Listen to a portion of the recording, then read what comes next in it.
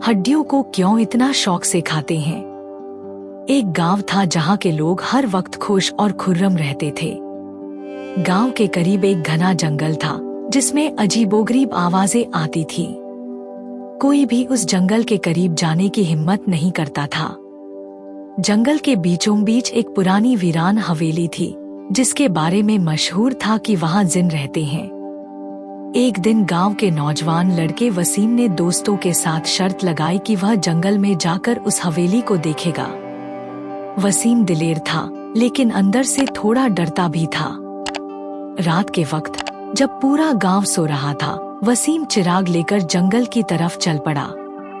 जंगल में दाखिल होते ही अजीब सी ठंडी हवा चली और वसीम के कदम थोड़ा लड़खड़ाए, मगर उसने हिम्मत नहीं हारी। जब वह हवेली के करीब पहुंचा तो उसे वहां से रोशनी आती दिखाई दी। वसीम ने दरवाजा खटखटाया और दरवाजा खुद ब खुद खुल गया। अंदर एक लंबी मेज लगी हुई थी जिस पर अलग अलग किस्म के खाने रखे हुए थे। उनमें हड्डियां भी थी जो चमक रही थी। वसीम हैरान हुआ कि इतने मजेदार खाने यहाँ कौन रखता है। इतने में एक बड़ी आकर्षक मगर अजीबोगरीब शक्ल की शख्सियत नुमाया हुई। आओ मेहमान, बैठो और खाने का मजा लो, उस शख्सियत ने मुस्कुराते हुए कहा। वसीम ने सोचा कि शायद यह इंसान है, लेकिन उसकी आंखों की चमक और उसका अजीब लहजा कुछ और ही कहानी बता रहा था। वसीम ने डरते डरते पूछा, यह खाने इतने मजेदार क्यों लग रही हैं? और ये हड्डियां क्यों चमक रही हैं? उस शख्सियत ने हंसते हुए जवाब दिया, यह आम खाने नहीं है।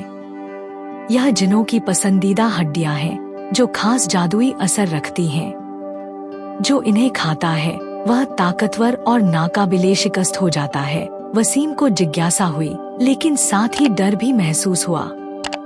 वसीम ने हिम्मत करके कहा, क्या मैं भी यह हड्डियां खा सकता हूँ? जिन ने मुस्कुराते हुए कहा, हाँ, लेकिन एक शर्त है।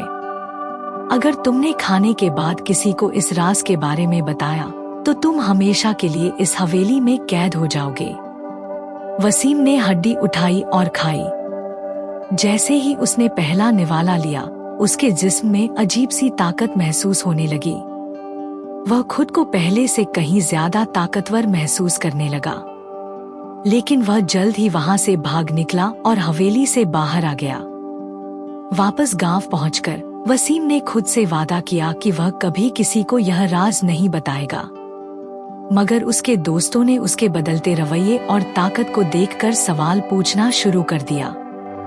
वसीम ने आखिरकार अपनी जुबान खोल दी और सारी कहानी बता दी। जैसे ही उसने राज अफशा किया, एक जोरदार गरजदार आवाज गांव में गूंजी। वसीम अचानक गायब हो गया और गांव वाले कहते हैं कि वह आज भी उस हवेली में कैद है, जिन्नों के साथ हड्डियां खाता हुआ।